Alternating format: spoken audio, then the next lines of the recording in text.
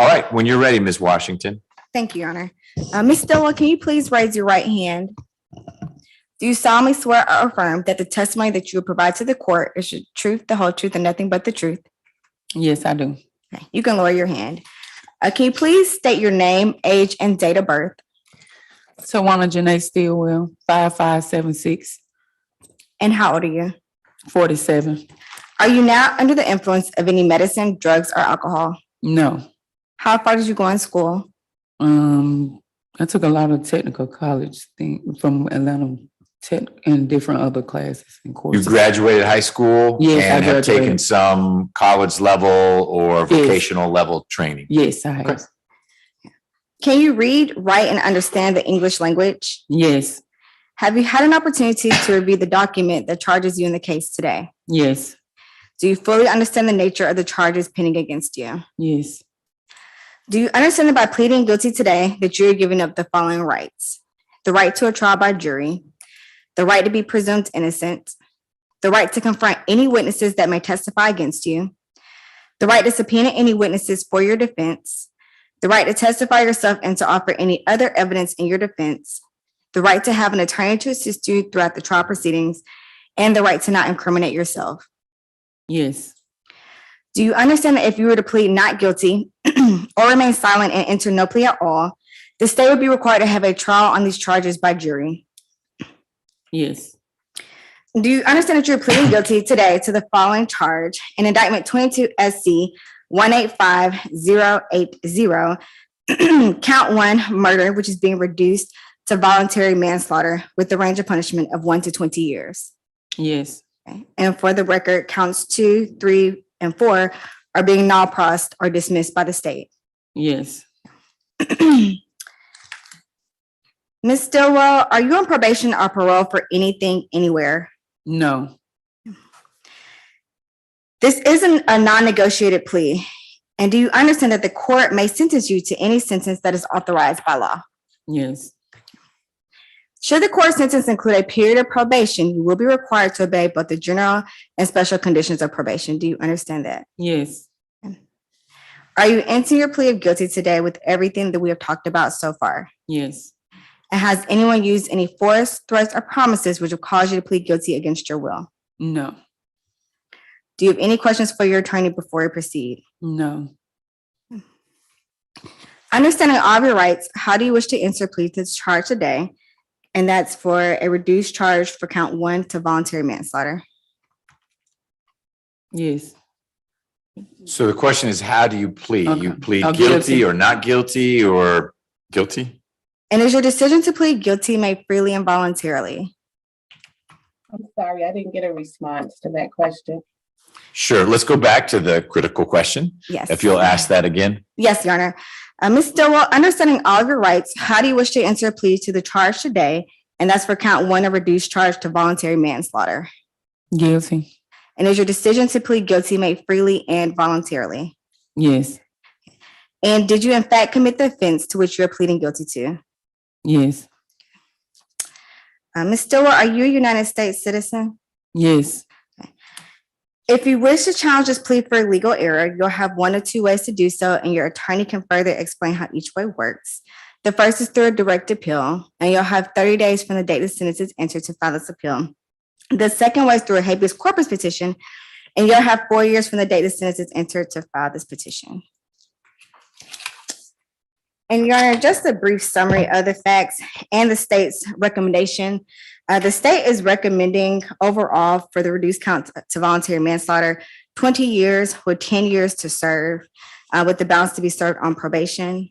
A brief summary of the facts are that on November the 2nd of 2020, the defendant, Ms. Tawanna Stillwell, went over to Keane O'Kelley's home located at 1273 Lynway, Lynway Lane in Atlanta, Georgia, Fulton County, after being invited over there for dinner. The home was previously shared by Ms. Stillwell and Mr. O'Kelley as they were still married. Around 11:02 p.m., Ms. Stillwell called 911 and requested that someone come to the home to assist her in getting her things. At 11:28 p.m., Mr. O'Kelley called 911 and stated that Ms. Stillwell is still there on some quote, on some drunk SHIT, end quote. He informed that they have already received a call and are sending someone out.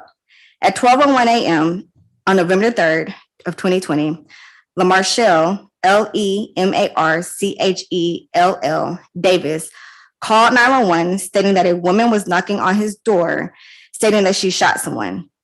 Officers arrived on scene and Ms. Stillwell was outside of the home. She told officers that her husband had been shot and took the officers inside. She repeatedly told officers that he was beating on her as she proceeded to move erratically throughout the home. Officer Reyes called out to Stillwell and asked her for the gun, at which time she said, "It's right here. Let me see," while she pointed and walked to the kitchen. She then went outside where she proceeded towards her car.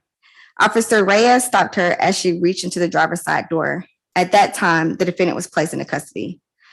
When Officer Reyes began to walk back to Stillwell's car to retrieve the gun, she stated that Mr. O'Kelley had drugs in the house and that he pulled a machine gun on her that he just went and hid.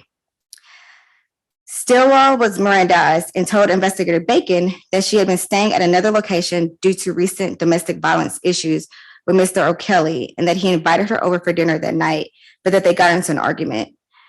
She said that she tried to get her belongings, but that O'Kelley began beating her in the head with his fist. When investigator Bacon asked her to explain what happened next, she stated that's when O'Kelley wouldn't let her leave out the house and then stated, quote, "You know what happened." Stillwell then asked to speak with a lawyer. Your Honor, in regards to the issues of this case, there is a history of domestic violence with the defendant listed as a victim in a 2016 battery case. There was another incident in May of 2020 in which Mr. O'Kelley slammed Ms. Stillwell up against a wall at her birthday party and began strangling her. He did not release her until others intervened into the altercation. ADA Willingham attempted to contact those witnesses, and she anticipated that those witnesses would testify as prior difficulty witnesses. Also, law enforcement officers did not do a search of the home to rule out whether or not a machine gun was actually involved by Mr. O'Kelley, and they anticipate that Ms. Stillwell will say that Mr. O'Kelley did have a gun and that he hid it prior to being shot. Further, ADA Willingham did meet with the ME in hopes of being able to combat what Ms. Stillwell said in reference to the victim hiding the gun and the drugs. And the ME stated that it was not possible for the victim, that it was not only possible for the victim to move around after being shot, that his blood loss would not have necessarily resulted in blood dripping on the floor, creating a trail. And speaking with the victim's mother, Ms. Willingham or ADA Willingham did recall that Ms. Stillwell, in reference to her going over to the defendant's home, she did have a conversation with her mother in between Ms. Stillwell calling 911 and Mr. O'Kelley calling 911, in which she told Ms. Stillwell that the victim had been watching football and that he was drunk. She stated that she told Ms. Stillwell that she should leave her things and go, at which time Ms. Stillwell told her mother that she was going to go inside and check on the victim, but based on the timeline, the victim was not yet shot at that time. The victim in this case, Mr. O'Kelley, died 5 days later at the hospital, but he was unable to provide a statement to law enforcement officers. Officers also did not speak with neighbors except for the 911 caller, who stated that he did not hear the gunshot, and shell casings were also not collected in this case. The biggest issue in this case would be the prior difficulties. We anticipate that the victim will state that she was defending herself. There was hair that belonged to the victim that was recovered and placed into evidence, but there is no account from the victim of what occurred. And with the prior difficulties, this is a strong voluntary manslaughter case. Based off of ADA Willingham's meeting with the ME, she was not able to confirm what position the victim was in compared to the defendant at the time the defendant was shot. Your Honor, we do have two witnesses here on behalf of Mr. O'Kelley. Mr. O'Kelley's grandmother, Miss Alberta Phips, would like to address the court. And also we do have a statement written by his mother. His mother is present in the court, but it will be read by our victim advocate as well. Okay, a couple questions before we get there. Yes, Your Honor. What did the medical examiner's report say about where the entry wound was? Was there an exit wound? all I was able to gather from what you shared is that it was one gunshot wound. It would not have bled a lot externally, but that's it. Yes, Your Honor. So the victim was shot in his hip. And so the projectile showed that he was struck in his hip. And it was just one gunshot wound. Okay. I understand that the medical examiner wasn't in a position to say, here's how Mr. O'Kelley must have been standing or sitting and how Ms. Stillwell would be, but was it a front to back to front? Did it go in the side? The hip isn't, other than telling me it wasn't his head or his foot. Yes, Your Honor. So the direction of the projectile is backwards, downwards, and to the left. There was an exit wound on the left hip. No projectiles or fragments were recovered. But again, the direction of the projectile is backwards, downwards, and to the left hip. Backwards, meaning it entered the front part of his body and came out the back part of his body. Yes, Your Honor. Okay. Going downwards.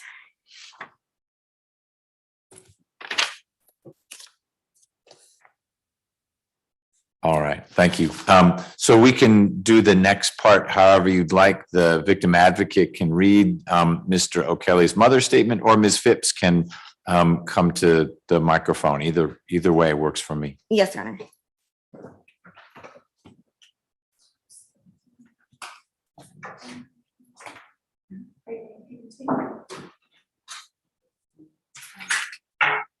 And she can sit at council table if that's easier. She just Yes. needs to be at a microphone so Ms. Rivers can hear her.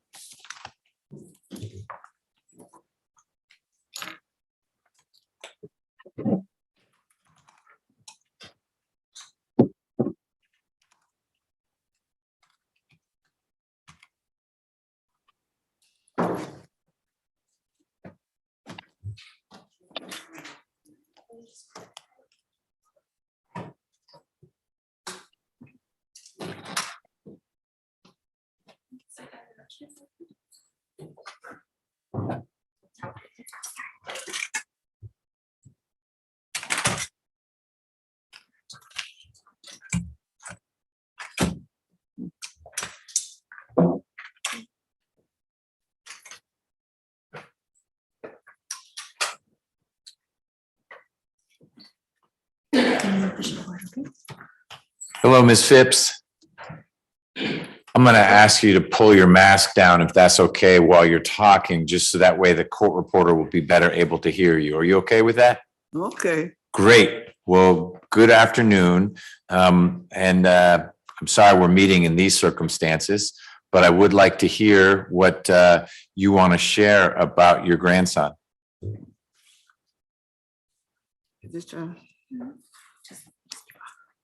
I would like to share that on, I think it was November the 8th, I was so happened to have been watching television, and a sign came on, said Grady Hospital. So that time the phone rang. I picked up the phone and said, hello. And they asked me to speak to Brother Phelps. I said, this is she speaking. So he said, I would like to what relation are you to Keane O'Kelley? I said, I am Keane O'Kelley's grandmother, and that is my only grandson. And I said, why? He said, he's been shot. I said, what? I said, been shot. So he said, yes, he's been shot. So he told me how to get down to Great Hospital, what area I could get to. I can't remember all of it. But anyway, I went called my niece who does my driving for me. I said, Keon has been shot. I just got a call from Great Hospital. Somebody now there. So anyway, she rushed on over, and we went down to the hospital and we found where he was. When I went in the room where he was laying with tubes and all in the bed and all over him, I just laid my hand on the bed and I started praying.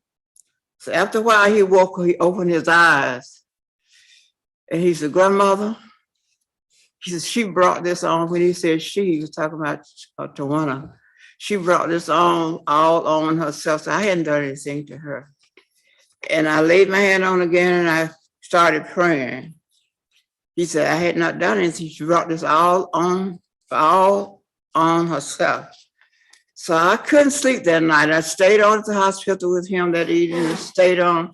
So after a while, we went on home. My niece and I took me home. I stayed all that night. I just couldn't sleep any. I just saw him in my sleep at all night. That he's the only someone I have. I am 94 years old, soon to be 95, and Keon was the only somebody I had to help me in any way. If I couldn't stand up and cook and all, he would help me. So I wasn't able to sleep that night. I just prayed. So the next day, my niece came to pick me up. We went back down to see Keon. He was still lying there asleep when I walked in the room. So I still put my hand on the bed and I started praying. So he said, Grandmother, so you don't have to try to come down here every day to see me. He said, you can ask, well, Keon, they had told me that he was scheduled for surgery on a Monday. So I said, well, Keon, the next day is Sunday. I stayed down all that Saturday. I said, I won't come down Sunday. I said, I'll just go to church and I'll be praying for you. He said, okay. I said, but hope to be down here Monday when you have surgery.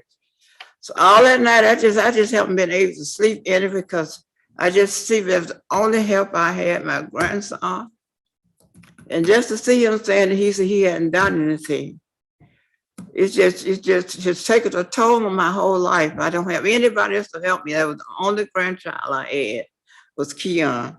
So on that trip, we went down there. When we went down there, as last four stated, that Saturday I came on home. I prayed all night and also I had not planned to go as I was stated that Sunday. So the phone rang before day Sunday morning. And they told me to rush down, say, brother, rush down to Keon has taken a toll for the worst. And I just, oh, Jesus. So I called my niece to come and take me to the hospital. I've just got a call that Keon has taken for the worst and to rush down there. So she came over, my niece came over, Gloria came over, rushed me down there. And then I came in, I could just see him lying there. Again, he was unconscious to me, he's just lying there with tubes all over everywhere now. So again, I laid my hand on the bed and started praying. He just lay there, We laid there, we sat there some time. And after a while, I heard a noise of something, and I looked to the right. And I didn't see, and I looked to see Keon, and I looked in his face, and he was closing his eyes. Oh no. And the latest that he's gone, he's dead. I haven't been able to sleep a night since that happened. I haven't been able to function any in the daytime. It's just in chaos and confusion. That's the only somebody I had. And when he told me that she brought this all on herself, I have never in my life done anything to harm Tawanna in any way. I've tried to help her all my life and her daughter too. She can't say that I haven't done anything to hurt them. Why she killed my son, I don't know. He said she brought it all on herself. I don't know the consequences of this, but all I know, Jesus, that I don't have anyone else to help me. I don't have anyone to do anything for me. But I shall keep him in prayers, and I hope that I will see him again at the second coming of Christ. That's all I know. But what has between them, I haven't had a good night's sleep since Keon has been dead. I wake up at some point during the night, crying out to the Lord that it looked like something would happen to him, something would be better. But it hasn't. Every day it's just chaos every night. But I still say, I hope to see him again at the second coming of Christ. But until then, I don't know what I'll do. I don't know. Ms. Phips, thank you for sharing those thoughts. I understand what you're going through. I've lost loved ones as well, and I'm sorry that you're feeling left alone. It sounds like you have a few folks who can still help you around, but not in the way that your grandson did. And that's a void in your life. Yes, Lord, it never can be filled. I would not have guessed that you're 94 going on 95.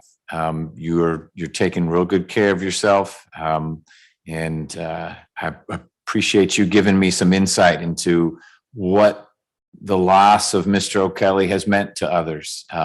We see these things and it's on paper and it doesn't have life behind it, but you're helping me understand a bit more how that loss has affected others and maybe even more importantly, what Mr. O'Kelley was to you, not just your only grandson, but the source of care and compassion in your life. Yes.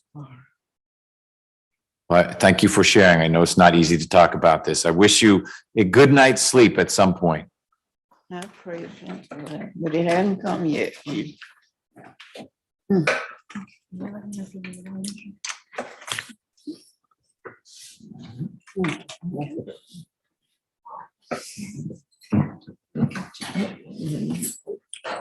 Take your time getting up.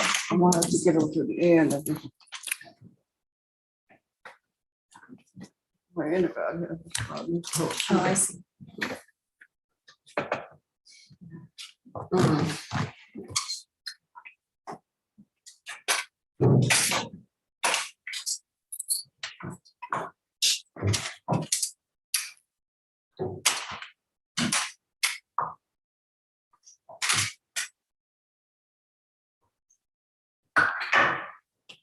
And Your Honor, the state has one more statement that'll be read by Ms. Santos on behalf of Mr. O'Kelley's mother.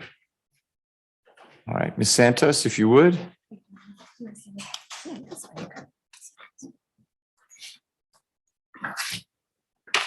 Good afternoon, Your Honor. And I'll be reading this on behalf of Ms. Vickie Brown. Ms. Brown. Yes. Okay, and Ms. Brown is here. Yes, Your Honor. All right. Hello, Ms. Brown. Your Honor, I stand before this court today with a heavy heart, burdened by the tragedy that has shattered the lives of my family and me.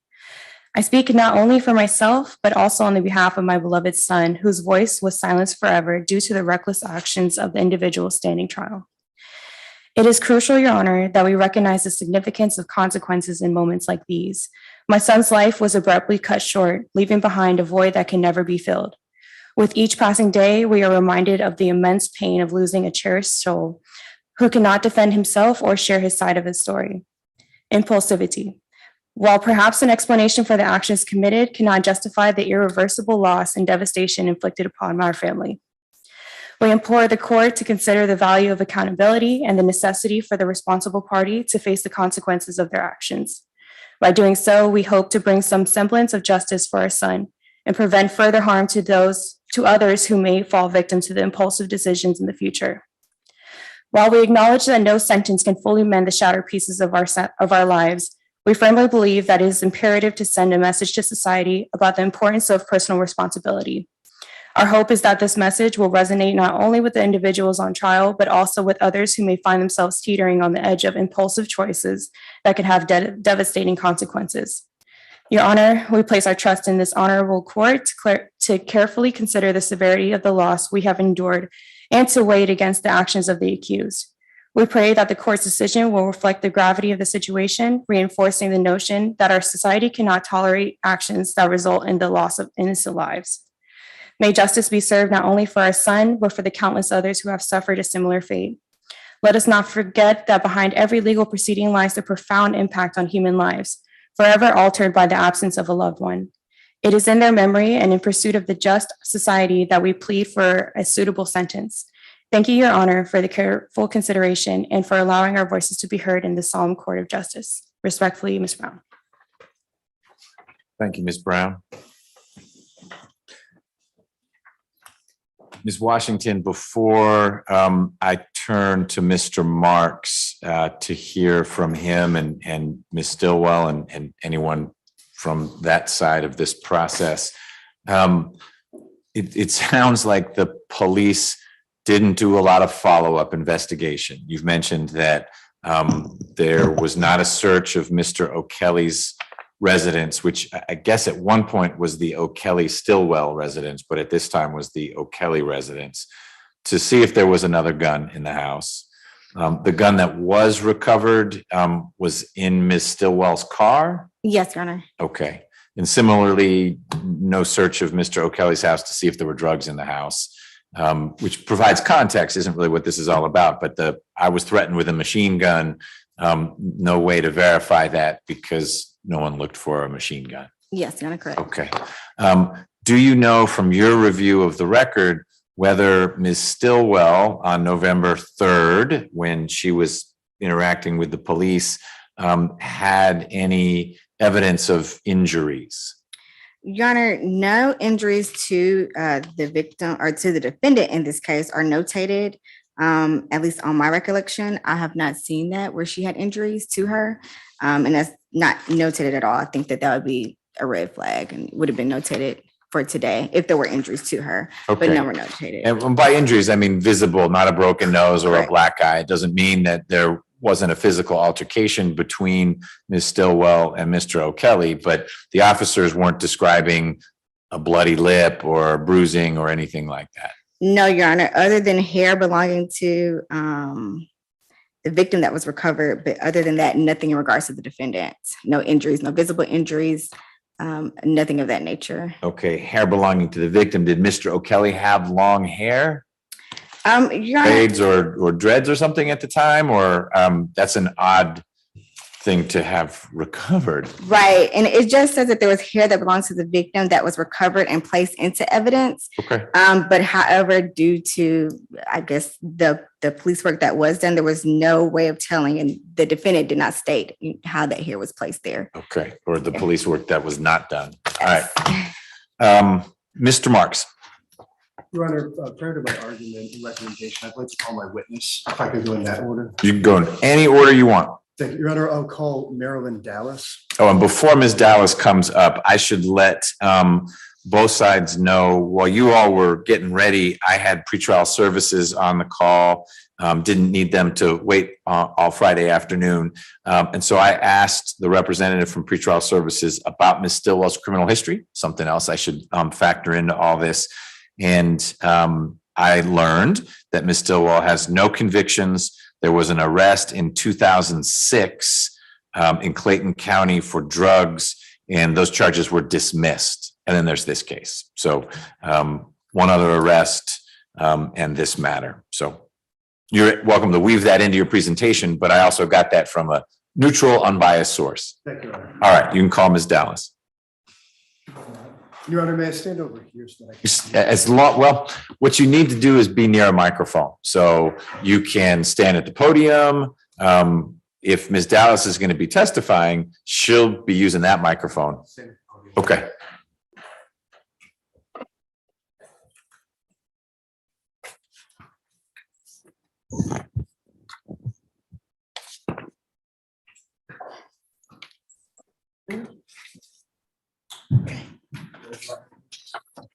Do you swear affirm the testimony given the court that the truth, the whole truth, and nothing but the truth of God? I do. All right, put your hand down. Please state your name and spell it for the record. Marilyn Dallas, Marilyn Dallas. Ms. Dallas, how are you acquainted with Tawanna Stillwell? She is my cousin. How long have you known her? All our lives we grew up together. So well over 30 years. 47. Are you the same age or Same. same age? All right. And do you currently reside in the metropolitan Atlanta area? Stone Mountain. Right. And have you done so for the last 20 years? Yes. And were you acquainted with Keane O'Kelley, the late husband of Tawanna Stillwell? Through the marriage. And did you have occasion to observe them interacting with each other? Occasionally. What was the frequency and occasion? We get together periodically throughout the year, mostly during her birthday or either for one of her children to celebrate some occasion. So it was primarily special events that you would have been Yes. in the presence of Mr. Kelly. Or we had, she did a breast cancer event before this, a year before that, and then that was the second year. How many children, how many kids does Ms. Stillwell have? Or Are any of the children with Mr. O'Kelley? no, Are they adult kids or minors? last child just graduated. Graduated high school? Yes. Okay.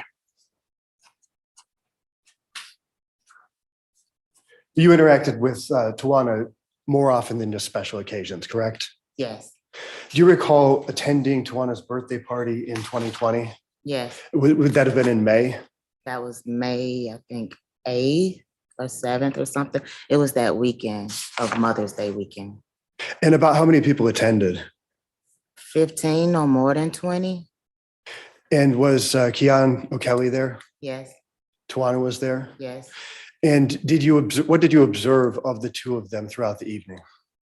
Throughout the evening, mostly just Tawanna was socializing with everyone that was there. And Keon was socializing with just a couple people, but kind of standoffish a bit.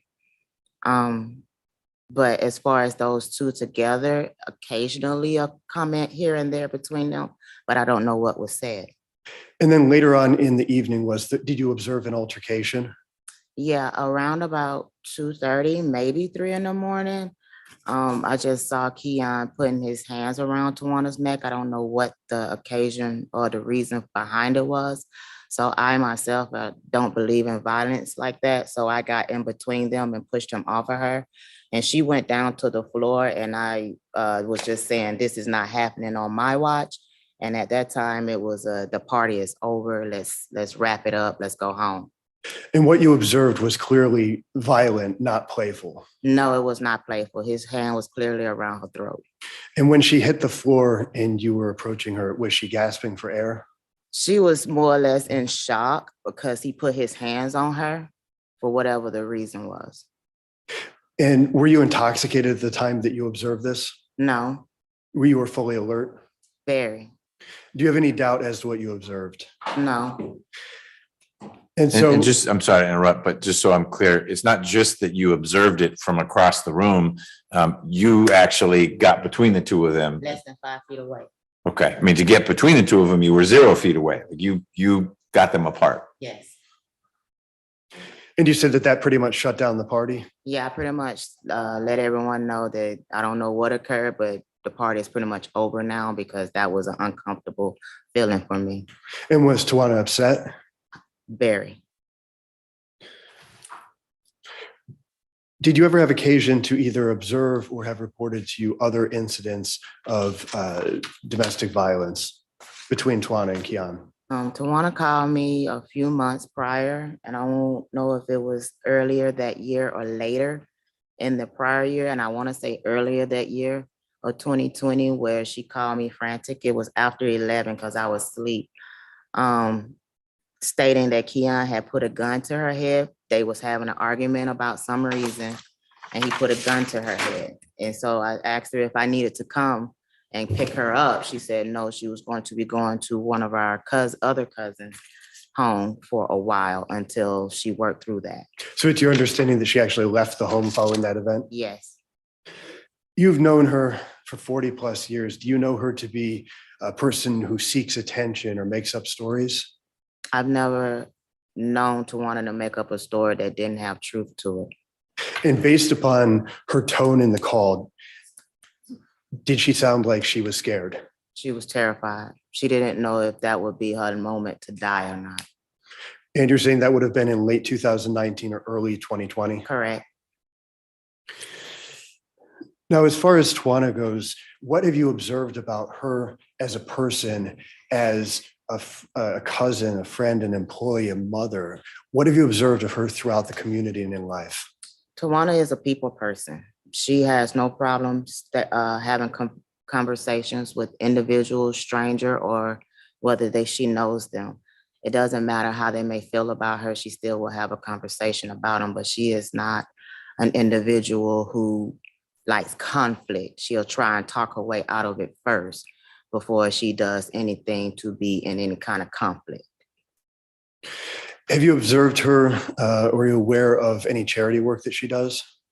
She has her own ministry that she was trying to start up, where it's a ministry to help homeless women, I believe, battered women, which is how we ended up, because she called me to assist her with the breast cancer that was done down in Forest Park in 2019 as well as in 2020.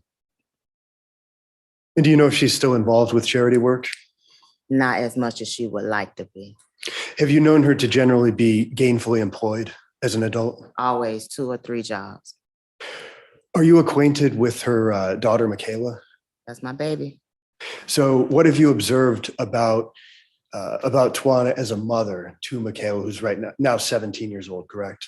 She has done a very good job. Michaela just graduated a year early. She will be attending college in the fall. All 4 of her kids has graduated high school. 3 of them are boys, which is very difficult, especially for a single mother. And as far as Michaela, she graduated high school early and she's headed off to Georgia Southern, is that right? Correct. And do you give credit to Tawanna in her efforts as a mother? For assisting her along her way, of providing her for whatever she needed, as far as being able to give her that step that she needed to go forward in a fast way. There was a period of time, just shy of 7 months, when Ms. Stillwell was incarcerated during this case. Did you have any interactions with Michaela during that period of From time to incarceration? time, I would call her to check in on her. I would see if she needed any financial assistance and send her some money if it was a need. And so between you and other friends and family, were you able to provide a support system for her? Yes, And did you have occasion to communicate with Ms. Stillwell while she was incarcerated? occasionally. From time to time, I did have a conversation with her. And mostly it was about just trying to help her keep her head held up, unfortunate the situation. And keeping her family together. Yes. Is there anything else that you would like to tell the court about Ms. Stillwell and your observations of her in this lifelong relationship? I do not have anything else at this moment other than Tawanna is not the picture that may be painted of her. She is a very nonviolent individual. Thank you. Nothing further. Ms. Washington, do you have any questions of Ms. Dallas? No, Your Honor. All right, thank you, Ms. Dallas, for being here. Appreciate it.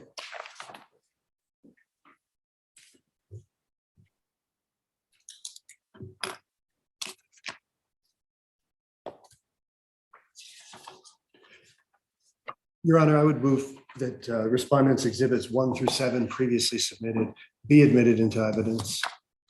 So that's a statement from Ms. Hogue, Michaela, the daughter we just heard about. Yes. A letter from a Mr. Robinson, Des Robinson, Paulette Jackson, Val Martin, and then some other documentation. Number 5 was Maya Williams. Oh, did I skip over that? Starts at the bottom of- That's right. Yeah. Okay. See that? And it's 2 other documents. Yep. Okay. Ms. Washington, any objection to the admission for purposes of this plea hearing? Defendants exhibits 1 through 7. No objection, Your Honor. How do you want those to get into the record? We can use the digital version and Ms. Rivers can just attach those to her transcript. That would be fine with me. I brought a hard copy, so whatever is easier. Okay, why don't you leave a hard copy with me and I will leave that with Ms. Rivers and she can decide what's easier for her. Thanks. Okay, so 1 through 7 are in. Anything else? No further evidence, just argument and recommendation, Your Honor. Okay, I'm ready for that. Your Honor, as you've heard, the facts in this matter are essentially undisputed. Tawanna Stillwell did fire the gun that struck her husband in the hip. 5 days later, he ultimately died. And they were estranged but married at the time? They were still married. She had moved out a few months prior. So on that evening, Ms. Stillwell was returning to the home. She had actually been invited earlier in the evening to have a spaghetti dinner. She didn't do the spaghetti dinner, but did show up and was going to remove some final belongings from the home that remained. Keon had been watching the Giants Buccaneers game, Monday Night Football, had become intoxicated, was belligerent. Ms. Stillwell just wanted to get her items and leave the house where she previously lived with her daughter, Michaela, as well as Keon. He was interfering with her. He wouldn't let her get her items, which is why she had to call police. So the documented confrontation starts around 11 o'clock. She steps out, calls the police, says, "Can you please send somebody to get my stuff out of here so I can go home and be done with this situation. I'm getting concerned. Things are getting out of hand. So 11 o'clock is when the call is made. She makes several other calls. She calls Vickie Brown, Keon's mother, says he got drunk on vodka watching the football game. Can you knock some sense into him? Let him get my stuff so I can leave. I just want to leave. She calls his father, tells him, your son's a bad seed. He has pot and guns and he won't let me out. Can you talk some sense into him? 11:55 comes. A physical altercation commences. And Hold on one second.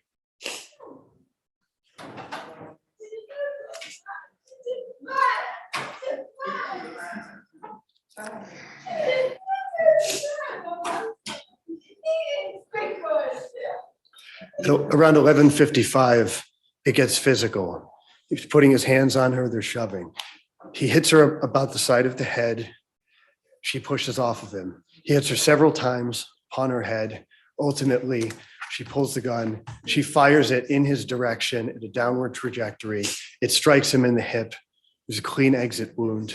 He goes down. She's hysterical. She goes outside. Doesn't know where her phone is at this point in time. She runs to a neighbor's house, bangs on the door. Nobody's there, or they don't answer. Goes to the next house, frantic, in a panic, bangs on the door. They open the door. She gets it through to them. Police, we need to call the police. They call the police. They make the report. This was at 11:59 p.m., November 2nd, 2020. So I heard from Ms. Washington, maybe I misunderstood, that actually Mr. O'Kelley called 911 at some point too, saying, 11:30. could you get her out of here? She, meaning Ms. Stillwell, she's here. She needs to be gone. Right. I didn't hear you say that. Where does that fit into this chronology of it? The chronology is that while he's drunk and belligerent, and so Yes. he calls to say, He could calls- you get her out of the house? yes, he says, I believe he says, this bitch be acting crazy and want shit out of my house. And on the phone call, he sounds intoxicated, to be honest with you. Okay. The phone call takes about 45 seconds. I think it's about 15 seconds into the call before he speaks the first word. Anyway, a neighbor, so that's around 11:30. 11:59, neighbor calls. You can hear Tawanna screaming in the background hysterically. The police arrive 5 minutes later, 1:04 a.m. They approach her. She takes them in the house. She admits what happened right off the bat. She didn't try to conceal anything. The moment that this happened, her first instinct was, oh my God, what has happened here? I need to get the police here as soon as possible. The police, facing a gunshot victim, got there in 5 minutes. Unfortunately, they didn't get there an hour previously where none of this would have happened. So it was clearly a terrible mistake, a mistake that was admitted to. Ms. Stillwell said, on the spot, he was beating on me. I shot him. She admitted all of this in a hysterical bout. She shot him, and this was in the context of a 7-year toxic relationship fraught with domestic violence, substance abuse, disrespect, and also incongruities with respect to the power structure. It's about 10 years older than she was. And he was the one who controlled everything. He did whatever he wanted. As you've heard, going all the way back to 2016, we had documented domestic violence. 2016, and that was actually when Ms. Phips, who we heard from, and I certainly sympathize for her loss tremendously. In 2016, it was actually Ms. Phips who bonded out her nearly 50-year-old son for domestic violence charges. We've heard testimony about how wonderful Keon was, and I have no doubt that he had wonderful qualities to him. We know that in relationships involving domestic violence, most of the times are good. She wouldn't have stayed with him if it was 99% bad. So Ms. Stillwell, I'm sure in her statement, will talk about some of the good times that they had. But it was in substance abuse that led to bad times and violence. You've referred to substance abuse a number of times. Yes. Is it that your understanding or your portrayal of this is that Mr. O'Kelley was a substance abuser, or that together Mr. O'Kelley and Ms. Stillwell abuse substances? Mr. O'Kelley, All by himself? primarily. Mr. O'Kelley primarily consumed alcohol and marijuana. Ms. Stillwell consumed some alcohol. Okay. And on the night in question, when Ms. Stillwell somehow couldn't find her phone, even though she had it just before to call 911, had she been drinking? She had not. And Your Honor, to clarify that point, I'm not saying that she lost her phone. She ran out of the house and was banging on doors because she was freaking out at the gravity of the situation. And this gun that she used to shoot and ultimately kill Mr. O'Kelley, that was in her waistband, in a handbag. She can't find her phone. She can find a gun. She's carrying a gun because, and where on her? Your Honor, she had already called the police and they hadn't responded. And she had. But my question wasn't, had she called the police? What's your understanding of where the gun was on her? I was packing up my car, so everything was in my car. So she. And my phone had went dead. That's why I had called, when I called the police, I called the police first. As I'm waiting, I called Miss Vickie. I have phone records for that. We pull phone records. Right after I called Miss Vickie, I called his dad. All my phone records states I called the police 911 2 times. Right after that, as I'm waiting for the police, I called Miss Vickie and I spoke with her. And then was telling her, I was literally saying, Miss Vickie, I told you I didn't want to come over here because I knew the process. I actually wasn't going to go. And she said, just please go over there and talk to my son. Just y'all go and try and work it out and talk. That was the only reason why I went. Okay. So the gun, you're going to need to help me understand if now I have a vision of it being somewhere in a box. No, it was up under the seat. It's in the report. You can see. I don't have the report. So Okay, well, yeah, that's what me we to a report. Is you can see the pictures. My whole car was okay. All right. Where was it in the moment before? It was in the car. It was in the car under the seat. That's what it said. Yes, it was in the car under the seat. Huh?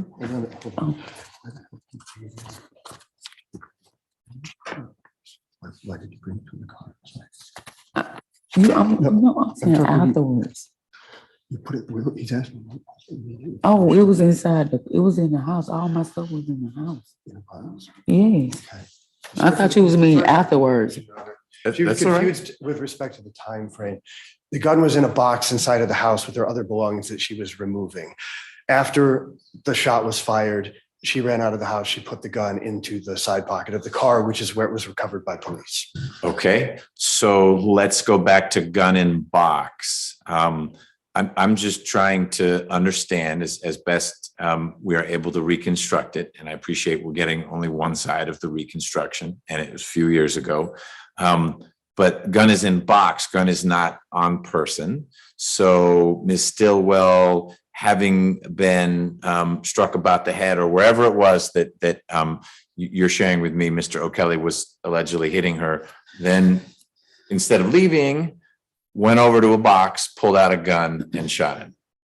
No, that's not how it went. Okay, I'd love to understand how it went. I'm not requiring you to call Ms. Stillwell. That's not the point here. That's not what I'm trying to do here. But I'm appreciating where you're going with this. I also understand the state's perspective on this. I obviously understand Ms. Phips and Ms. Brown's perspective on this. They weren't there. Right. And they saw a side of, Ms. Stillwell saw a side of their son and grandson that they wouldn't have seen. I understand that. The essence to me of what we do here with a plea to voluntary manslaughter is what happened around the shooting. And right now, I'm not following how the gun got out of the box into Ms. Stillwell's hands, pointed at Mr. O'Kelley, a shot fired. I appreciate it's only one shot and it's front to back. Those are all favorable to, hey, things were just happening. But whether you want to talk with Ms. Stillwell and then you tell me, or you want to let her loose on this, I need to understand. I would like to understand. I'd like to be precise with it. Okay, why don't you guys talk for a second? located where? Yeah, right, like, we in the kitchen. We was in the kitchen and both of us, he was on the other side of the bed. Where's the box? In the box, the way the kitchen is right here, the kitchen like right there on the counter. Mhm. And so he The box is in the kitchen, yeah, it's just a little how box far away right from there. you? It's like a step right there from the A few kitchen. feet. A few feet, and he was What trying to room get was it in? in the kitchen. Everything I was Okay, taking. then don't you said step away from the kitchen. The kitchen is not a step away from the kitchen. No, it's. It's in the box in the kitchen. So and he's both saying of you us could was reach, trying to you get reach there, for, we could get it, and I you reach, couldn't you get it. reach, you grab it. you shoot. Because he was trying to reach It's on the and grab it. Yeah, he was trying to reach and grab it too. Oh, I don't totally understand. Your Honor, so the gun was in the box on the counter in the kitchen. The altercation was in the kitchen. He's hitting her in the head. She reaches and grabs the gun and shoots him. Okay.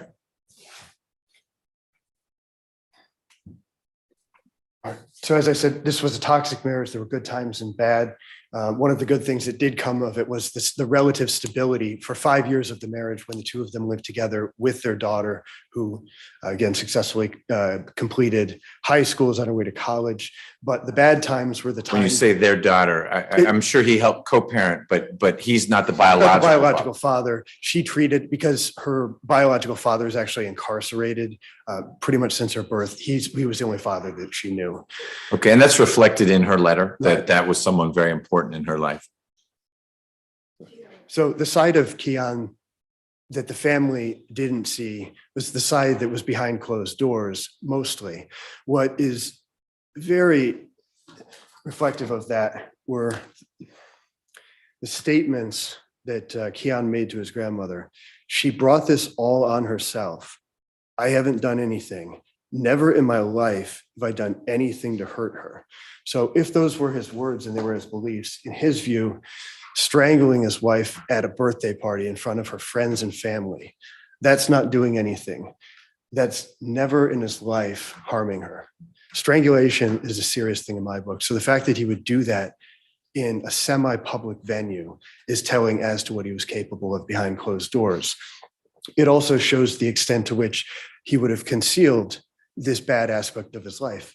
Everyone conceals certain aspects of their life. It's human nature. So I have no doubt that there was the side of Keon that his family saw, the go to church with grandma Keon. But that is not the person that Tawanna Stillwell was dealing with on the night in question. She was dealing with years of conflict and an actual altercation. She fired the gun and shot him. She realizes after the fact that she shouldn't have done it. She should have just run out of the house. She should have run out of the house at 11 o'clock. She has thought so many times about all of the things that could have gone differently that in the heat of the moment, she didn't think of. And I'm sure she'll tell you about some of those. But it was a series of bad decisions in this heated exchange with a gun just a few feet away, and a life ended. And now we have another one, an individual who's facing the potential of a substantial amount of time in prison, and the life that she has known being drastically impacted. The people who know Tawanna Stillwell, who provided the letters, and just to highlight a few of the accolades, from Desmond Robinson, who's known her for a decade, diligent in her work and responsibilities, always willing to lend a helping hand, great work ethic. He saw her work in the community, feeding the homeless. She's someone who's looking to make a difference for her family and the community. I think that's been consistent. I think it's significant to note that Ms. Stillwell's charity work goes back to, it's documented from the testimony we heard today, back to 2019. This isn't stuff that she did in contemplation of a mitigation package for a sentencing hearing. This is legitimate. This is who she is. She's a charitable giving person. Paulette Jackson, who's known her for 20 years, great citizen who helps the homeless, breast cancer charity and the elderly, positive force in the community. Valerie Martin, known her for a decade, polite, hard worker, always willing to help, sensible, graceful person. Maya Williams, Tawanna inquires about breast cancer walk. This is in 2019. Maya Williams finds out that it was canceled. She and Tawanna organized the event together, and then again in 2020. She shows enthusiasm and concern for the community. And then I thought the most important statement was from her daughter, who had reached out to me because she wanted to make a statement to the court, but she did not believe that she could bring herself to be placed on the witness stand in court here today. And in that letter, you get what you would expect from a child, love for a mother, but I think you get exceptional candor as well, in that in the immediate aftermath of this incident, she was very upset with her mother. She blamed her for basically shattering the family that they had together. This is a girl who, for the first time in a while, had years and years of continuity. She wasn't going from different houses, and this was all shattered. But in the time since, she has learned to forgive her mother. She knows that she's never getting her dad back, that he didn't get to go to her graduation. So I think that her thoughts are very compelling, and it shows you the job that Ms.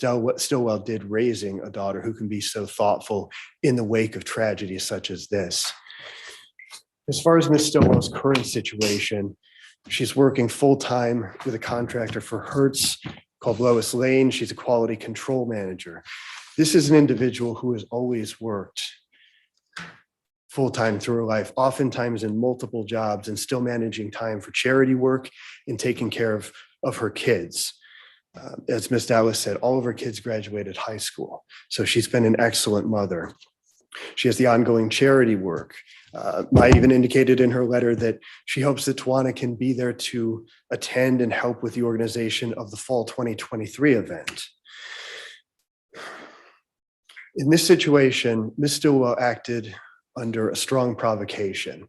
We have the history of violence and abuse. We have the domestic violence from 2016. We have the gun held to her head late 2019, early 2020, prompting her to leave the house for a period of time out of sheer terror. And who wouldn't be terrified if a gun is placed to one's head? She was trying to leave the situation. She was just trying to get her stuff and leave, and he was keeping her from doing so. Now, we've already said there were alternatives that she could have taken. We're not going to pretend that there weren't. Bottom line, she was provoked. There are substantial grounds tending to not fully excuse, but explain or justify her conduct, not enough to rise to a defense, which is why we're here in the sentencing hearing. And with respect to that, Keane got physical. He was hitting her in the head. He was essentially restraining her in that he would not allow her to complete her objective, and it was not for any legitimate purpose. These were items that were boxed up, that were clearly her personal possessions to be taken. She called the police around 11 o'clock. So an hour before all of this happened. She did try to do the right thing. So while she obviously did not take every step, or again, we wouldn't be here, she did take a number of steps to try to alleviate the situation. Going to the prior events when she had been strangled at her birthday party. That was in May of 2020. So yes, it was about 6 months previously, but I would, as one who's not been strangled in my life, I think that it would be a memorable event. As one who's never had a gun placed to my head, I also believe that that would be a memorable event. And I think that those would certainly be on her mind to some extent when this occurred. Her conduct was induced and facilitated by Keane. He was intoxicated and he was the aggressor. He was acting in an intimidating and physically violent nature, one that was not unfamiliar to Ms. Stillwell. Now we go to her record. She has no history of conviction or delinquency as a minor. She's 47 years old. She's never had any conviction. In 2006, she had a minor drug charge. There's no suggestion in the public record that she's ever been a violent person. The only evidence of any violence that we've heard today that was specifically witnessed was the birthday incident. So there's no criminal record, no indication of violence, no indication of anger issues. And I would also note that she's been on pretrial bond conditions with GPS monitoring for 2 years and a day. Now, as far as the circumstances and whether this conduct is likely to occur again, this was a very specific domestic situation with a 7-year context in it. This wasn't her walking out. 1 sec. Hey, Miss Phips, I'm gonna need you to stay quiet, okay? Thank you. So the circumstances were very specific to the case. She had a 7-year relationship with this man that was fraught with difficulty, fraught with violence. And so there is nothing that would suggest that this is likely to occur again. It was a disproportionate reaction based upon the context of the events, the physical conduct and violence. It was not a random act. With respect to the character and attitudes of Ms. Stillwell, those all indicate that she is not likely to commit another crime. She's deeply remorseful. I'm not going to talk up her loss in this because we have a man who lost his life, but she lost her husband because of this incident. And I'm sure that she will talk about this, but while she did in the moment what she thought was necessary, she immediately regretted it. And she misses him every day. She thinks about him every day. She thinks about all the good times that they had, because in 7 years they had many, many good memories, but they had a handful of bad ones too, and this one was the worst. It shattered the generally happy family structure that she had, and they were able to keep their problems largely hidden from the world in order to successfully raise a family. As far as her likelihood of compliance with respect to terms of probation, if probation were ordered, and she spent 202 days, so 6 months, 21 days incarcerated. And when she ultimately bonded out, it was June 8th of 2022. So 2021, excuse me. So 2 years and a day, essentially, from today. She's had no violations. She's had no failures to appear. She's been flawless with respect to the pretrial bond conditions.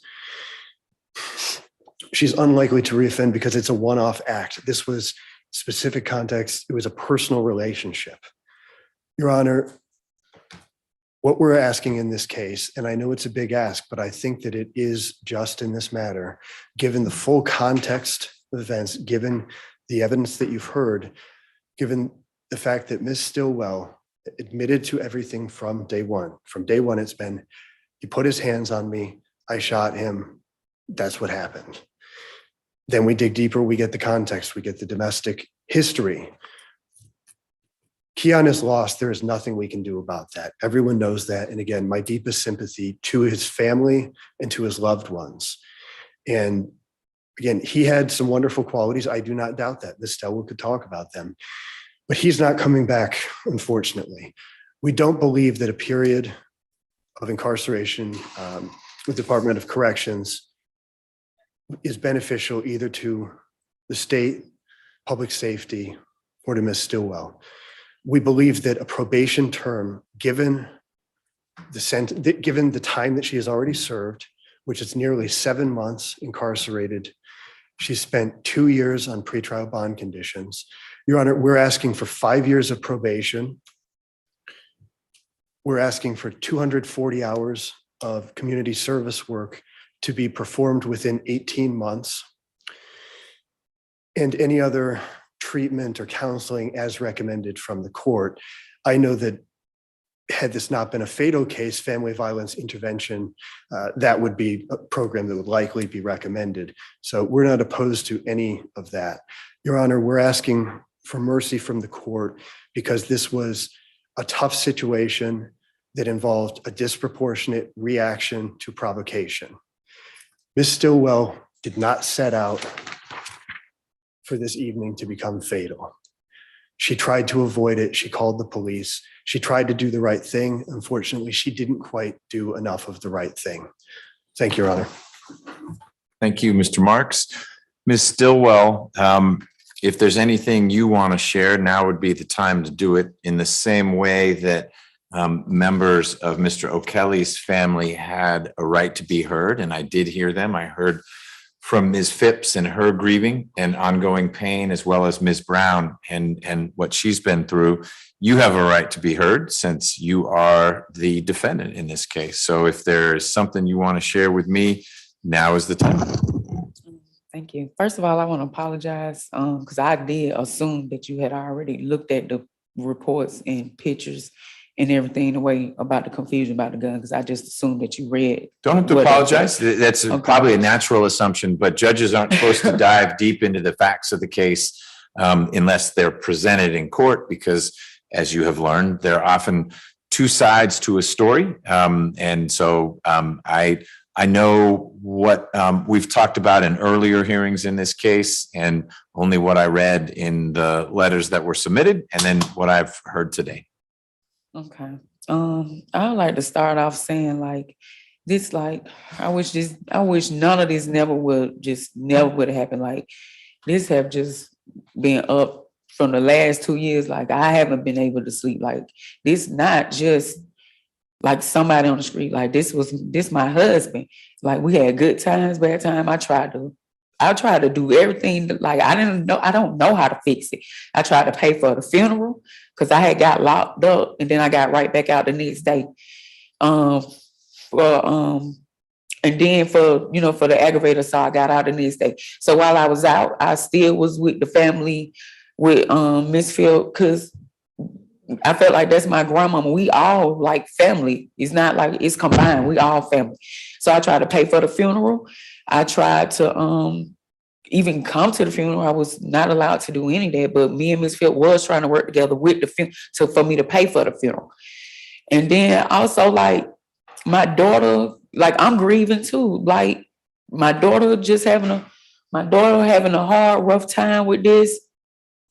Like, my daughter haven't even been around her dad, so she thought looked at Keane as her dad.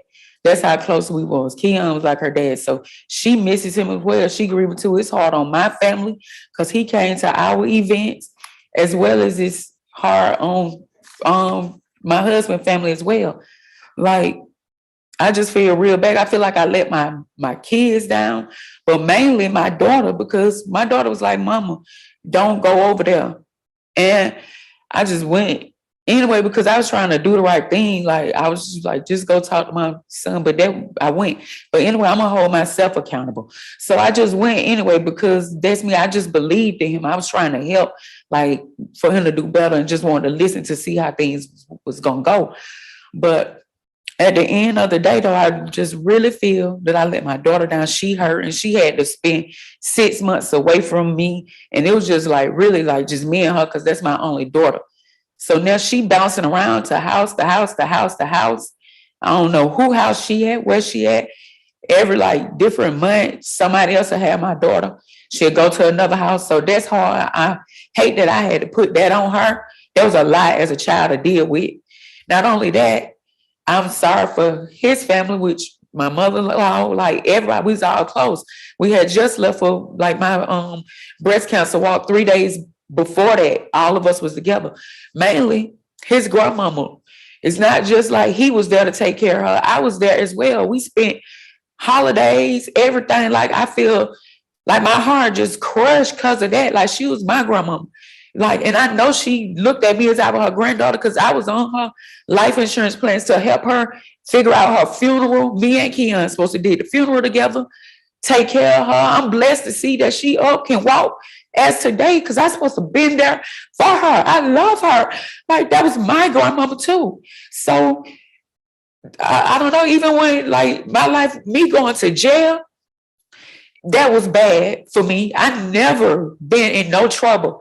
Having to go to jail, sleep on the floor on a little bitty mat with 5 people, going from a king size bed to this, having to deal with this. There's a lot on my bill too. I was having anxiety attacks every single day. Like, blood pressure went up. Like, it was a lot for me to go from having all this to God had to humble me to realize I could lose it all to end up here. So in 4 weeks, I was just able, the nurses kept coming to get me, that diagnosed me with PTSD. And they came and got me and took me to the other 5 months. I went to a program called it's where you get your life back together when if you have a second opportunity, a second chance. It's called New Beginnings. My counselor was called Mr. Watson. And in those classes, it's really a good program because I went through anger management. They even helped me, like, they got people come out for like cosmetology classes. I got my CPR, like learn how to save a human life or baby life. It just teach you. I went to, when I say anger management, domestic violence classes. Even for people who don't have a GED, haven't graduated, they give you a GED. They taught me how to just know your worth, how to avoid conflict, like as far as take accountability for things. Like jail wasn't a good place, but I'm grateful for that program. Because if I wouldn't have went to that program, I would have, even if I had another chance, I would have still doing the same thing because I would have been like, he taught me this. What ever stayed on to that the counselor said, when a person show you who they is, that's who they are. It's me. I keep giving everybody accountability. I want people to do good. I believe in people more than they believe in themselves. Nobody never told me, oh, that I'm gonna fix myself. They never said that. I wanted them to fix their self, but they never told me they was gonna do good. But I thought that. So, now I learned to like, I'm just not gonna give nobody no more other chances to like do none of this. I try and avoid all conflict. I just learn now to like, I can't give no more chance of opportunity because this right here, me keep believing in somebody else who don't believe in themselves, trying to help somebody who don't want to help themselves. That caused me, my whole life, my family, it caused so much destruction and chaos by me keep trying to help somebody else get their life together. Even me and his grandmama tried to get him counseling. She cried. We both cry all the time. Get counseling. Go see somebody for him for help. But me loving his grandmama, I tried to. Help for what? Like, as far as like the alcohol, because he was like real bad on alcohol. Once he drink, he really is a good guy. But once he started drinking, it's like he'll turn into somebody else, a whole nother different character, a whole nother different person. And he got so much anger built inside him. And that's where that come in at. So I really stayed there a lot and really just wanted him to get help and believe him in a lot of stuff. And a lot of stuff I just hid because I have records and stuff that as far as he was on my medical insurance. And I tried so much to really, I know I turned it into my lawyer, but basically saying he was sick.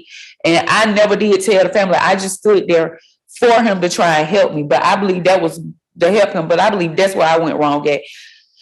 But at the end of the day, when I went to jail, I really do appreciate that class, that New Beginning program, because it did help me. So when the judge let me out, then I was able to just try and get everything together. I avoid conflict. You could see I never been late. I had my ankle monitor on. I've been on curfew for like 2 years. I check in once a week, never missed a check-in within 2.5 years. The judge, he let me go out of town. I didn't violate that. The motions that Tessa put in, like 4 or 5 of them, everyone, that opportunity that the judge gave me, I never violated. He changed my curfew time from 9 to 11. And he said, Ms. Stillwell, don't be playing around in these streets or you're going to be right back in jail and violate your bond. And I didn't. My curfew at 11, I'd be in the house still at 9 because I was so used to being in the house at 9. And then when I went out of town, go out of town with my job, I still do the right thing.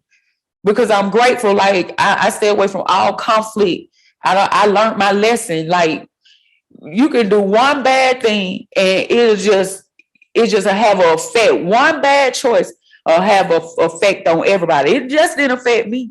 It affect my family, his family. It affect the people who I'm towing on my back. I have a whole nonprofit. I go feed people like certain times. I go to certain areas, take lunches and stuff to the people at different spots at the stores 2 of the homeless people got cancer. I have to take them to get their chemotherapy on Tuesdays and Thursdays. So I have a lot, like the single parents that can't afford toys and stuff. I do toys for tots. So I work alongside with the mayor of Forest Park, Miss Angeline Butler. Soon you can check the records. As soon as I got out, they still supported me for the 2 years. I'm sure if she felt that I was a murderer, my character speaks for itself. She would not be working alongside of me with everybody in the community. And they even just ruined her name and say she was supporting a murderer. But she still gave me a chance and an opportunity though. And I'm grateful for all my opportunities and my chances. So I just ask for another chance to do the right thing to get things together. Because honestly, I want to never imagine myself to be right here today in this same spot. Never. I never even pictured that. Okay. It's all been a lot for me. The same way they haven't been able to sleep, I haven't been able to sleep. Like, I just hate to see my daughter crying and the rest of my kids going through all this. And when I break down, they be like, Mama, it's okay. But it feel like I let so many people down. There's so many broken hearts all over the floor, shattered. I normally be able to fix something. I don't even know how to fix it. I don't even know how to fix mine, to pick up my pieces. Because that was my husband. I love that man. I love that man.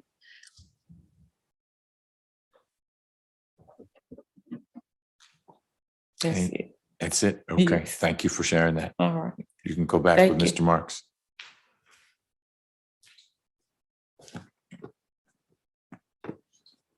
Hello, Ms. Willingham. Hi, Judge. Is there anything that the state wants to add to its presentation? I'm gonna let, since Ms. Washington, she already presented, I'm gonna let her go ahead and finish. That's fine. Yes, Your Honor. Just based off of all the evidence presented, the state is requesting that the court sentence the defendant to 20 with 10 years to serve. This is a more than reasonable and fair recommendation, reducing the murder to voluntary manslaughter. And also to remember, with everything that has been presented to the court today, to remember the victim in this case, Mr. O'Kelley, instead of the defendant, who stated that she had to go from a king-size bed to sleeping with 5 people in a cell. The victim in this case, as the court has heard, did call 911 at 11:28 p.m. 30 minutes later, we know that he is shot, and for the next 5 days, he's fighting for his life. The defendant in this case did not call 911 after she shot him, even though she did have the opportunity to make a call to 911 prior to the shooting. In fact, as the court has heard, the defendant went to her car and she hid the gun there. As the state previously stated when we were reciting the facts, when Officer Reyes asked the defendant where the murder weapon was, she initially pointed to the kitchen and she directed officers to the kitchen. Defense stated that she had the gun in a box, pulled it out of a box that was in the kitchen. In fact, Officer Reyes then followed the defendant to her vehicle. And at that point, she showed officers the gun that was in her vehicle. And that's where the gun was located and that's where the gun was found. Furthermore, the defendant did not have any visible injuries, even though she stated that she was being beat by the victim prior to the shooting. There were no injuries that were documented, no photos were taken of her. And in the report, no injuries were visible on the defendant. Your Honor, this does not seem like a typical case for self-defense in light of the actions taken from the defendant after the shooting. This is a more than reasonable offer, and you've heard from the victim's family in this case, and unfortunately, you cannot hear from the victim. So we are asking that the defendant be held accountable and that the court sentence her to 20 with 10 years to serve, with the balance to be served on probation. Okay, thank you. Mr. Marks, anything else on behalf of Ms. Stillwell? And you don't, I followed everything you said, so you don't need to repeat any of it. And normally I would have stopped after Ms. Stillwell shared what she shared, but Ms. Willingham's closer to the facts of the case and she was able to join Ms. Washington. So I want to make sure the state had a full opportunity to share what it wanted to share. So if there's something you want to add, as in new or different, I'm happy to hear that. Your Honor, we'll stand by our prior remarks. Okay.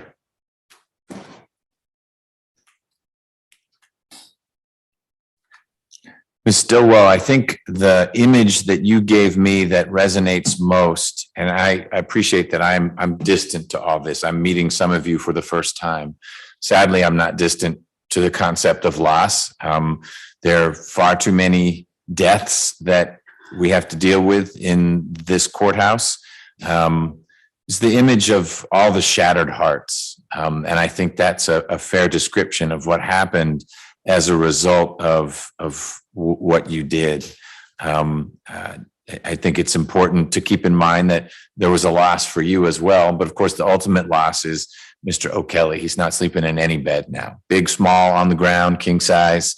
And his loss is a community loss. We've heard how it has affected his grandmother and his mother, and his, I don't know how to describe it, adopted daughter, but your daughter that grew up with him. And I read her letter, and she referred to him as her dad, her father. That loss can't be replaced. And what I struggle with is this notion of what was all just a mistake. Clearly, the state agrees with that because they have dropped the murder charge. It's not an intentional killing.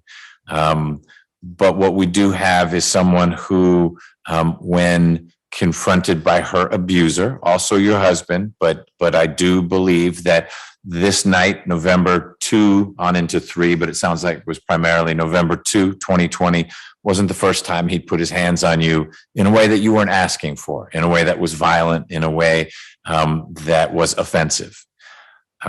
Where things really got out of hand was the way in which you responded. And so when Ms. Washington says it's not a case of self-defense, it would be a case of self-defense if you punched him in the nose and broke his nose because he was hitting you. That's self-defense. You're defending yourself. And I do believe you were defending yourself that night from an unwanted aggression from Mr. O'Kelley.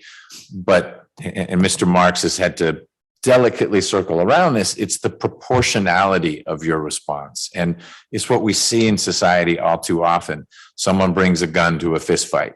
Well, the result of that is someone's dead. I don't know, I don't believe, but I don't know, I wasn't there, that in your heart, when you pulled the trigger, you were thinking, I want you to die. You were probably thinking, I want you to back off. I want you to leave me alone. But you as an adult, and I'm told you were sober at the time, so I have to be thinking you were a sober adult at the time. You pointed a gun at your husband and you pulled the trigger, and you're not a 4-year-old. You know what happens when a trigger is pulled. A bullet comes out, and that bullet could have gone into his liver, could have gone wherever. It's remarkable that he lived as long as he did. But when you pulled that trigger, you made a very fateful decision that has a series of consequences that you don't get to walk away from. Even if 98% of the rest of your life, you were doing good deeds for friends and family and the breast cancer awareness walk and helping take care of folks in need. You yourself said, and Mr. Marks emphasized it, that Mr. O'Kelley 98% of the time was a A-OK guy, but there were some dark sides to him, and there were consequences of that. It sounds like it was something that left a mark with Ms. Dallas, and she didn't need to be around him after she saw him put his hands on you in a way that is not acceptable. But you escalated things by grabbing that gun. In Georgia, you're not required to retreat if someone is attacking you, but you do need to be measured in the force you use in response to what happened.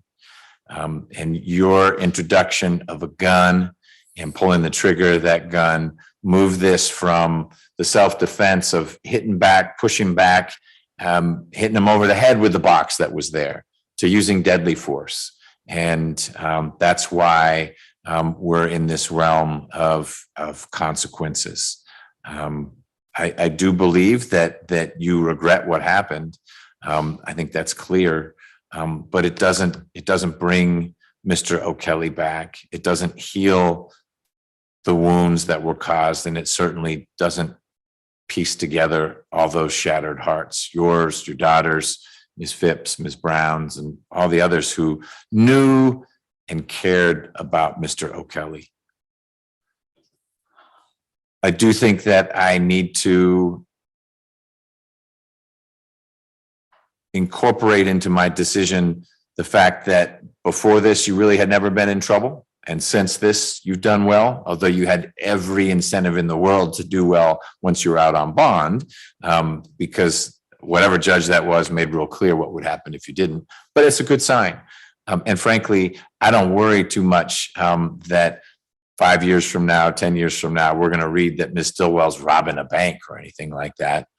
I don't know that I agree with Mr. Marks that this was so situational that it would never happen again. I worry that we fast forward and you're in a relationship and it's a relationship that becomes toxic at some point.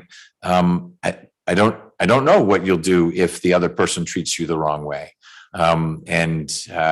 You, like I said, are entitled to do certain things if someone is treating you the wrong way, but you went from 0 to 60 and it was deadly when that happened.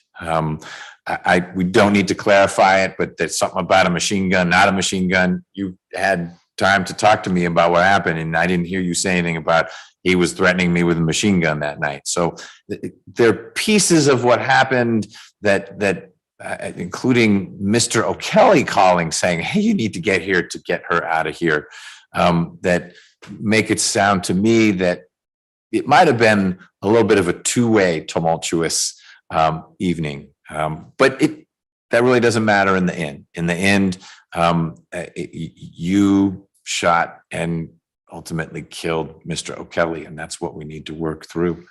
The state has dismissed counts 2 through 4 in the indictment and reduced count 1, murder, to voluntary manslaughter. Ms. Stillwell, I find that a reasonable and appropriate sentence that incorporates the good that I've heard, and there's a lot of good that I've heard, the bad that occurred. You killed your husband in a way that your lawyers, I think, have begun to explain to you wasn't sufficiently justified, that you ought to go to trial or file an immunity motion and have a judge decide, wait a minute, you shouldn't even be prosecuted. It's murkier than that. And so going to trial carried pretty serious risk. A jury could, with a little more work by law enforcement in this case and hearing more from a medical examiner, decide that it was not a justified killing. You'd be sentenced to life, and that would be a very different situation. So I appreciate the state's reasonable approach. That may have frustrated Ms. Phips and Ms. Brown and Mr. O'Kelley's family members to a certain extent, but I think given what the state would be able to prove if this went forward, given the hand they were dealt by the work law enforcement did back in November of 2020, this is a reasonable outcome to have us dealing with voluntary manslaughter. Ms. Stillwell, I'm going to sentence you to a term of 10 years, 3 of which you will serve in custody and 7 of which you will serve on probation. I'm not going to require you to take a family violence intervention program course, because it sounds like you already took a number of classes to that effect while you were in custody. You will get credit for the time that you did serve. You will have additional custodial time based on the sentence that I imposed. This is a sentence for which you are eligible for parole. And given your criminal history and how you've done so far, it seems like that's something that the Board of Pardons and Paroles will consider. To Ms. Phips and Ms. Brown and other members of Mr. O'Kelley's family, you may leave here today saying justice wasn't done. Nothing I say today was going to bring Mr. O'Kelley back. A wrong was done to you and your family, and you've lost a son and a grandson, and however else you're connected to Mr. O'Kelley. What I struggle with is the point Mr. Marks made, which is, do we do more good in our community by saying, well, now, Ms. Stillwell, you need to be incarcerated for years and years and years and years. And for those with a thirst for vengeance, that might feel good. That's not what the justice system is about entirely. There is punishment, and I think that's what the 3 years are. It's punishment. It's not rehabilitation. Ms. Stillwell is working and taking care of people who depend on her. But on one fateful night, she did the opposite of taking care of someone who was not taking care of her on that night. But this sentence, in my eyes, and that's where this case is left, strikes a balance where we recognize that a grievous wrong occurred and a life was taken, and you took that life. But it was in circumstances that are different from many of the cases I see where there's no justification. It's a stranger who walks up and says, "Give me your stuff," and the person says no, and there's a gun to the head and they pull the trigger and someone dies. That's not this case by miles. But it still is a case that's fraught with loss and that has consequences. It's not just a mistake, but it's a fatal mistake. So that's the sentence that I'm going to impose. Ms. Stillwell, Mr. Marks may be about to say, "Hey, could Ms. Stillwell turn herself in later?" I'll listen to that, but I'm going to tell you my going in answer is I'm reluctant to do that because I worry about you and what you're going to do. But let me say this, and then I'll hear from Mr. Marks and I'll hear from Ms. Washington on this. So you hear it first. The sentence right now is 10 years to serve 3 years. If I agree to a very short time in which you can get your affairs in order and turn yourself in, if you do not show up on that date and at that time, your sentence will be 20 years to serve 10. It will be exactly what the state asked for. That'll be the sentence I sign. You'll be a fugitive. They will find you. They always do. You will have bought yourself 7 more years in prison by not showing up on the date and time we agree in the very near future. Okay. Thank All you. right, Mr. Marks. Yes, Your Honor. We're asking for a 14-day turn-in date. Ms. Stillwell, fully employed. We'd like her to have an opportunity to communicate with her employer. Her daughter will be going off to college in a little over a month, have 2 weeks with her to say her goodbyes, get her affairs in order. 2 years and a day she's been on pretrial bond. She knows the consequences. There's no chance that she isn't appearing on time. And I think that you've made it abundantly clear the consequences for it. So given the length of time that she's been on probation, her consistency with it, it's been flawless. We're asking for 14 days. Thank you. Ms. Washington.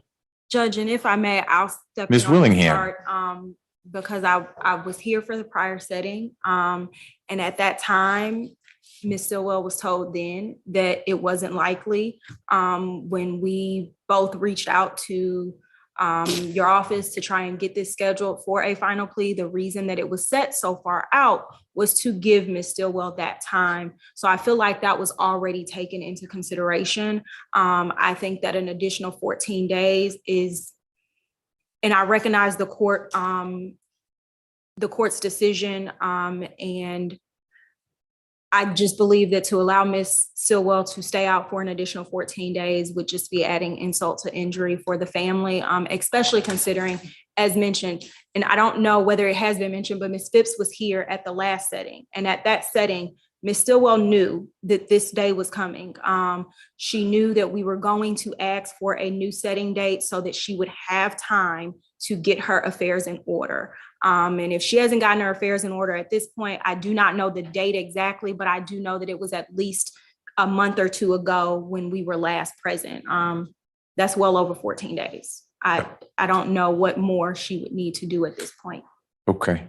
Well, I'm sure there's always more before you have to turn yourself in. But it's a point well taken. I had forgotten some of the previous exchange, and some of that may have been well with my staff.